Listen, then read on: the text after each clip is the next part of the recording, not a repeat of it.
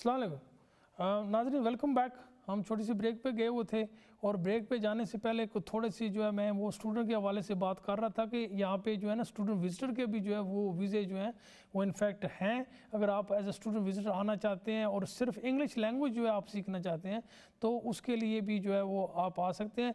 इसमें ये होता है नॉर्मली आपको जो है ना एविडेंस ठीक दिखाने पड़ेंगे, आप वहाँ पर वेल सेटल हैं, कोई काम कर रहे हैं और अपनी इंग्लिश को मज़ीद जो है आप इम्प्रूव करना चाहते हैं, तो इसलिए आप एज ए एक के जो एज ए स्टूडेंट जो है वो विजिटर जाना चाहते हैं। तो एक कॉल ले लेते हैं, फिर मैं इस बारे में बात करूंगा।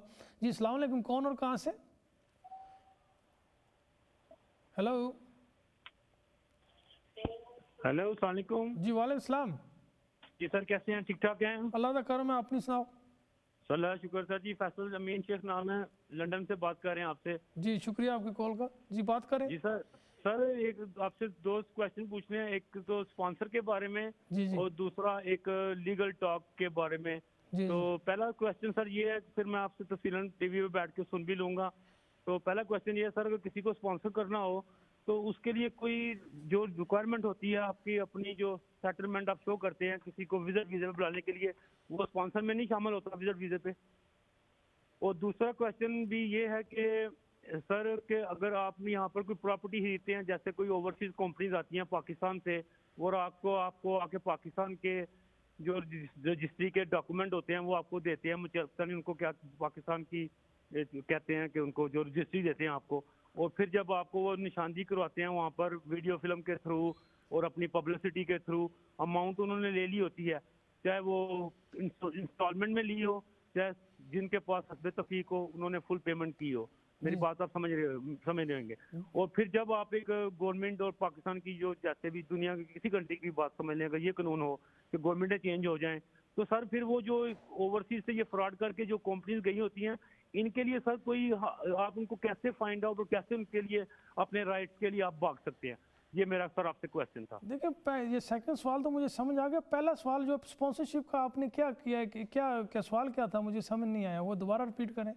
स्पॉन्सरशिप का सर सवाल ये था कि खान साहब के अगर आप किसी को बुलाना चाहते हैं अपने फैमिली किसी भाई को, जी जी तो उसके लिए जो वाया सोलिसिटर के थ्रू जाना पड़ता है या आप खुद भी किसी को स्पॉन्सर कर सकते हैं अपने जो आपके अच्छा जो जी जी। राइट्स हैं? देखिए वो इनफैक्ट आप जो है ना एप्लीकेशन तो सब ऑनलाइन होते हैं, आप खुद भी कर सकते हैं एप्लीकेशन। ये ज़रूरी नहीं है, कहीं पे कोई ऐसा रूल रेगुलेशन नहीं है कि आपके सोलिसिटर के पास ही जाएंगे तो आप एप्लीकेशन करेंगे, क्योंकि ये इशू होते हैं एविडेंस के, सबूत आपने कौन सा साथ लगाना है, कौन कौन से डॉक्यूमेंट उनको चाहिए। तो इसलिए ये बेहतर ये होता है कि आप वकील के पास जाएँ और उससे एप्लीकेशन कराएँ, क्योंकि उसको पता होता है कि रूल के मुताबिक आपकी कौन से डॉक्यूमेंट चाहिए जो स्पॉन्सर है, और जो आने वाला है उसने कौन कौन से डॉक्यूमेंट दिखाने हैं। अगर वो डॉक्यूमेंट आपके एप्लीकेशन तो हो जाएगा, आप कर भी लेंगे, लेकिन उसके साथ जो सबूत लगाने हैं वो आपको नहीं पता होगा, और अगर आप वो सही सबूत नहीं लगाएंगे तो आपका वो एप्लीकेशन ज़ाया जाएगा, फीस भी ज़ाया जाएगी। तो इसलिए बेहतर यही होता है कि अगर विजिटर के तो एप्लीकेशन वैसे ही मुश्किल से लगते हैं, तो अगर आप खुद करेंगे तो वो चांसेस ज़्यादा ये हैं कि वो रिफ्यूज़ होगा। अगर वकील के पास जाएंगे तो वो आपको सही तरीके से बताएगा कि ये डॉक्यूमेंट जो है आप तैयार करें या आपके पास हैं तो फिर आप अप्लाई करें, अदरवाइज़ उसका कोई फ़ायदा नहीं है। अगर आपका जो सिचुएशन ये है कि आपने ये बहुत सारी ऐसी स्कीम वगैरह चल रही थी पाकिस्तान में, तो आपने कोई वहाँ पे प्लॉट लिया और उसकी आपने किस्तें जो है वो देनी शुरू कर दी, और फिर गवर्नमेंट तो बदल जाए उससे कोई फ़र्क नहीं पड़ता है, क्योंकि जो आपने प्लॉट लिया वो कानूनी तौर पे आपने कोई डॉक्यूमेंट साइन किए होंगे। जब आपने डॉक्यूमेंट साइन किए हैं तो वो आप पाकिस्तान की जो अदालत है वहाँ पर जाकर अपना जो राइट्स हैं उसके केस उस कंपनी के ख़िलाफ़ कर सकते हैं अपने पैसे लेने के लिए, या मज़ीद अगर प्लॉट वो नाम नहीं करें उसके लिए। और फिर अब जो है गवर्नमेंट पाकिस्तान है उन्होंने ओवरसीज़ के लिए जो है ना एक पूरा डिपार्टमेंट बनाया हुआ है, जिन लोगों को इस किस्म के जो मुश्किलात पैदा हो रहे हैं कि ज़्यादातर मकान के हवाले से, ज़मीन के हवाले से, तो वहाँ पे जो उनके कोई दो रिश्तेदार हैं या नहीं भी हैं जिन लोगों ने कब्ज़े किए हुए हैं, तो फिर आप उनके पास जाएं, ओवरसीज़ जो डिपार्टमेंट है उनको आप बताएं कि देखिए मैं बाहर रह रहा हूँ और मेरे वहाँ पे ओवरसीज सेटल हूँ, तो पाकिस्तान में मेरा कोई बंदा नहीं है, तो मेरी वहाँ पे इस तरह जो जायदाद थी या मकान था उस पर किसी ने नाजायज़ कब्ज़ा कर लिया, क्राइटेरिया, तो वो फिर आपके साथ मिलकर जो है ना आपकी मदद करेंगे, आपको वकील भी देंगे, आपका केस अदालत में भी लेकर जाएंगे। तो आप जो है ना अगर आपको इस तरह का कोई मसला है तो हमें हमारा नंबर ले लें, मेरा पर्सनल नंबर, तो मैं आपको फिर उससे जी नेक्स्ट, शुक्रिया आपके कॉल का। नेक्स्ट कॉलर जी, कौन और कहाँ से? हेलो, अस्सलाम Assalamualaikum. जी, वालेकुम। My name is Sajda. I'm calling from Luton. Yeah. I've got a question about my husband's indefinite leave to remain visa. Right. Basically, we've applied for the indefinite leave to remain online, and then we've uploaded all the supporting documents through the app, which they recently introduced. Yeah. We applied back in September, around the first week of September. Right. He hasn't done any biometrics like fingerprints because they have said to us that there's no need for it because he's done it through the app. So he's uploaded all his documents. Can I just ask, do you know how long it's taking at the moment with indefinite leave to remain visas? Look, I think at the moment, as I said previously to one of the callers, it's taking anything between 6 weeks to 3 months. And it seems like that your application is gone actually over that period. It's already been more than 3 months. In between, have they actually sent you any email saying to provide further documents or anything? No, we've uploaded all the documents onto the app which they introduced because of COVID at the moment. I rang the Home Office. What they have said is indefinite leave to remain. The standard visa processing time is 6 months. So until those 6 months pass, we can't look into any case specifically. That's the maximum period they're actually telling people, that maximum it could take is 6 months. And if for example, they're saying for 6 months your application hasn't been determined, then you can try to contact them. Because of the COVID, there's a lot of backlog. So therefore, I think they are saying there is no point for you, because most of the workers, case workers, they're working from home. They're not working in so that's why they're saying that, look, you wait for at least 6 months. That's the maximum period. If you don't hear anything from within that period, then you get contact us. So I think you have to wait for. It doesn't really take, actually 6 months is a maximum period they're talking about. It doesn't mean that they will actually it will take 6 months for them to actually make a decision. They could do it early. As I said, most of the applications that we have dealt with, it's like 6 weeks to 3 months. But there are some applications, we don't know what the reason is, and we never knew what the reason was, because there were cases where we made 2 applications, and one of them within a few weeks he came back, with a decision, and the others might have been lingering on for months.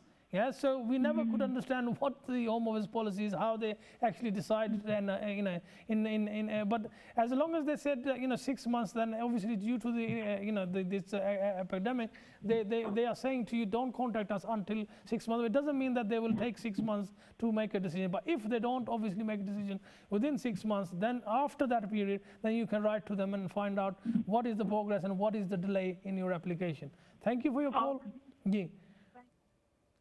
जी नाजरीन, ये बात कर रहे थे कि इनका थोड़ा सा पीरियड 3 मंथ से भी ऊपर चला गया। उन्होंने कॉल की तो उन्होंने कहा जी 6 माह का जो है ना, सवाल कर रहे थे कि हमने एप्लीकेशन सितंबर में किया था और जी वो सितंबर में किया था, तो अभी जो है 3 माह से भी ऊपर हो गया और कोई भी इनको जवाब नहीं आया। डॉक्यूमेंट भी दे दिए हैं, फिंगरप्रिंट भी दे दिया और अभी तक इनको कोई जवाब नहीं आया। कोई फ़ोन इन्होंने किया और उन्होंने कहा जी 6 मंथ लग सकते हैं। तो 6 मंथ जो है ये एक्चुअली मैक्सिमम पीरियड है, जिस वो कह रहे हैं कि अगर इतना पीरियड जो है वो नहीं गुजरा है तो उससे पहले हमें जो है ना वो आप फ़ोन या लेटर वगैरह ना लिखें, क्योंकि एपिडेमिक की वजह से टाइम ज़्यादा लग रहा है। तो इसलिए जो है ना, अगर 6 मंथ से ऊपर हो गया फिर आप हमसे कांटेक्ट करें। लेकिन इसका मतलब ये नहीं है कि वो एक्चुअली 6 मंथ ही लगाएंगे आपको फैसला करने के लिए। वो एनीथिंग बिटवीन, जैसे मैंने कहा कि 6 हफ्ते से लेकर 6 माह तक वो लग सकता है, ऑल डिपेंडिंग कि कितना बैकलॉग है। और मैंने एक और भी बात कॉलर को कही कि ये भी हमें समझ नहीं है आज तक आ सकी कि होम ऑफिस का ये किस तरीके से ये डिसाइड करते हैं, क्योंकि सम टाइम हम ऐसा भी होता है कि हमने 2 एप्लीकेशन की हैं, सेम एप्लीकेशन है, सेटलमेंट की एप्लीकेशन है, एवरीथिंग इज़ इन ऑर्डर। एक एप्लीकेशन जो है वो 4 हफ्ते 6 हफ्ते के बाद उसका फैसला भी आ गया, पेपर भी आ गए, और कुछ एप्लीकेशन जो 7 भेजे थे हमने वो 6-6 माह साल तक जो उनका जवाब ही नहीं आ रहा है। तो ये हमें आज तक समझ नहीं आया कि होम ऑफिस का ये क्या क्राइटेरिया है, कैसे वो जो है वो इनके केस जो जाते हैं उनके पास वो उनका क्यू सिस्टम क्या है। होना तो कोई क्यू सिस्टम चाहिए था। सम टाइम अगर ऐसे होता तो फिर हम पूछते हैं कि ऐसे क्यों हुआ है, तो वो कहते हैं जी नहीं इस केस में जो है वो कॉम्प्लिकेशन थी। ऑब्वियसली केस तो हमने लॉन्च किया था, दोनों केस एक जैसे थे, कोई कॉम्प्लिकेशन नहीं थी, तो एक का जो है विद इन 6 वीक के अंदर अंदर फैसला आ गया और दूसरा का जो है वो साल हो गया अभी फैसला नहीं आ रहा और कह रहे हैं जी कॉम्प्लिकेशन है। तो ये हमें आज तक जो है ना वो नहीं समझ आई, लेकिन ऐसा होता है होम ऑफिस के साथ। तो अगर 6 माह से ऊपर हो जाए तो फिर आपको चाहिए कि उसे चेस करें।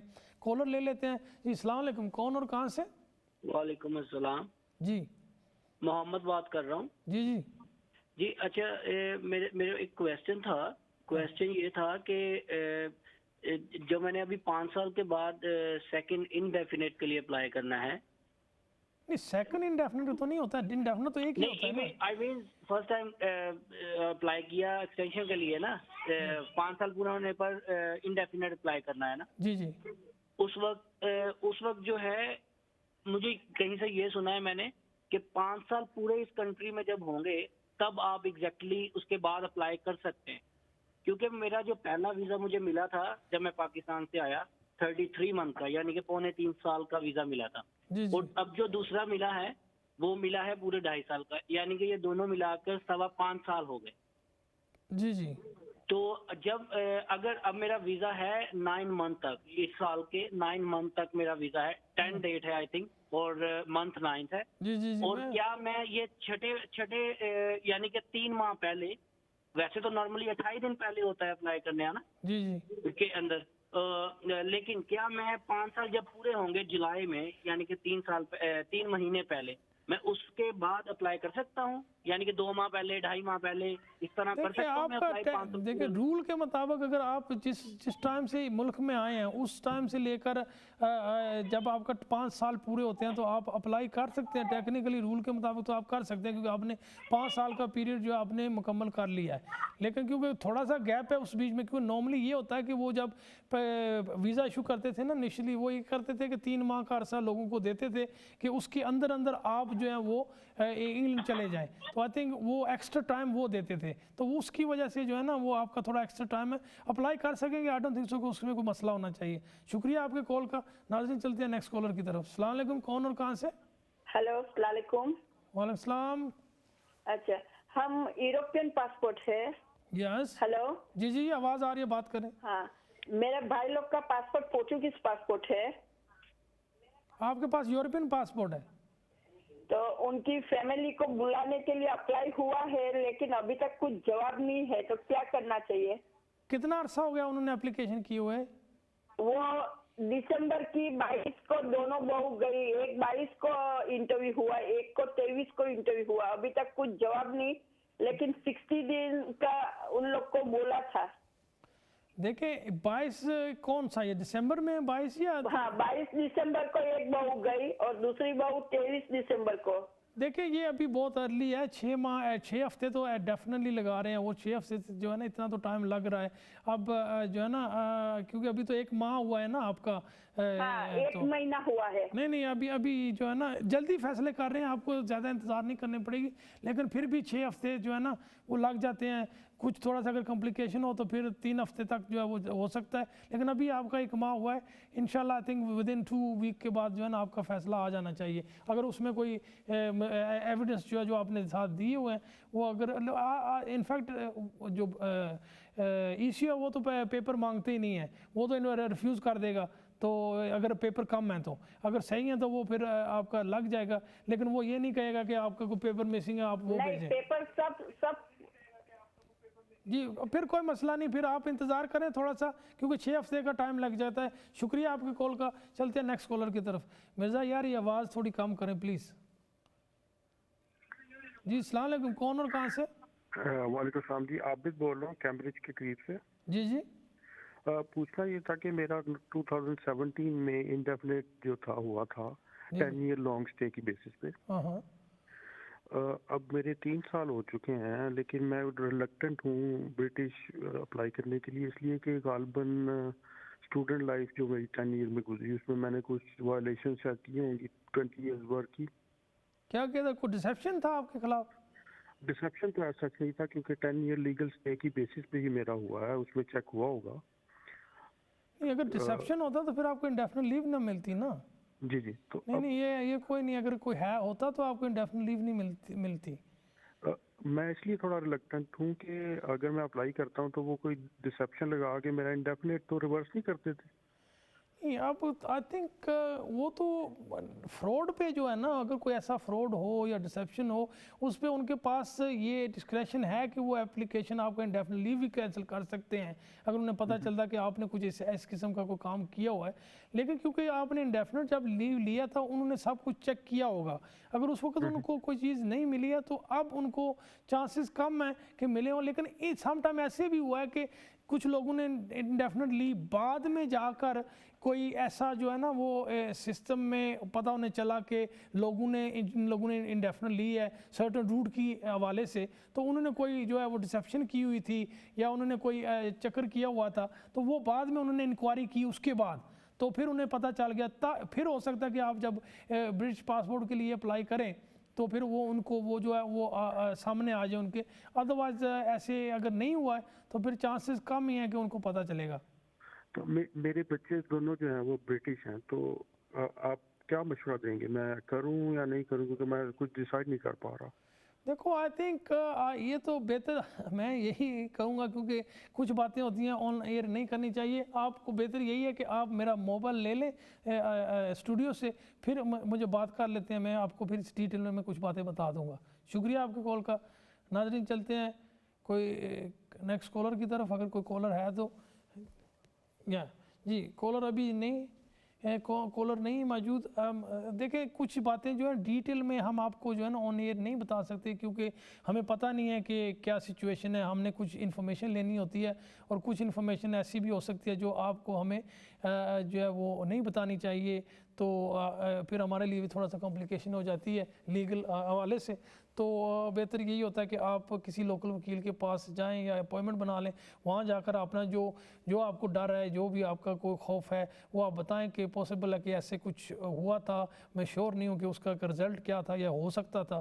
तो फिर वो जो है फिर उस हवाले से जो है वो आपको अकॉर्डिंगली जो है आपको जो भी वकील होगा वो आपको एडवाइस करेगा। अगर हमसे एडवाइस लेनी है तो फिर आप स्टूडियो से हमारा नंबर ले लें मोबाइल, तो मैं आपका जी जी नाज़रीन,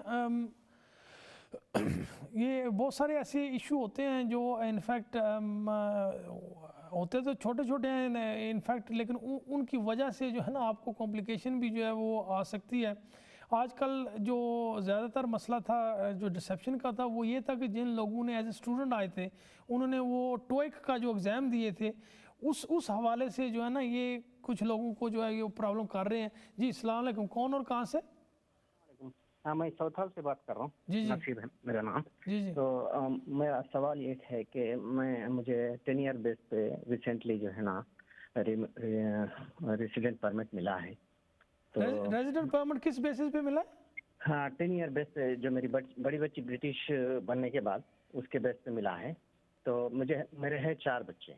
जी जी जिसमें से एक बच्ची ब्रिटिश बनी, तो दूसरे 3 बच्चों को जो है सो इंडियन, दो बच्चों को इंडियन पासपोर्ट है, और जो लास्ट का छोटा बच्चा है जो 3 साल का है, हाँ तो उसके लिए जो है सो अभी कोई मतलब नेशनलिटी नहीं है उसकी कोई, लेकिन उसका बायोमेट्रिक कार्ड आया, तो उसके लिए कौन सा ठीक रहता? ब्रिटिश पासपोर्ट बन देखो, सकता है? मुझे पूरी तरह आपकी बात। आपका स्टेटस क्या है? आपके पास रेजिडेंस कार्ड है? यूरोपियन है आप? नहीं, इंडियन है। इंग्लैंड में आपके पास रेजिडेंस कार्ड है? इंडियन है, लेकिन यहाँ पे आपको रेजिडेंस कार्ड मिला है, और आपकी वाइफ जो है उसका क्या स्टेटस है? सबको सेम मिला, वो 10 ईयर बेस पे मिला।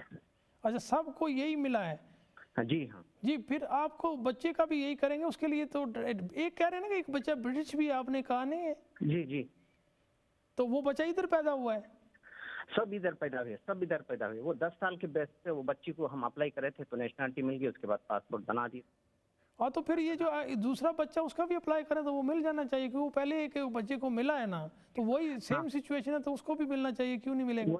वो तो 10 साल के बेस पे दे रहे ना, दिए है उसको। अच्छा, उसको 10 साल के बेसिस पे दिया, वो 10 साल से इधर रह रही है?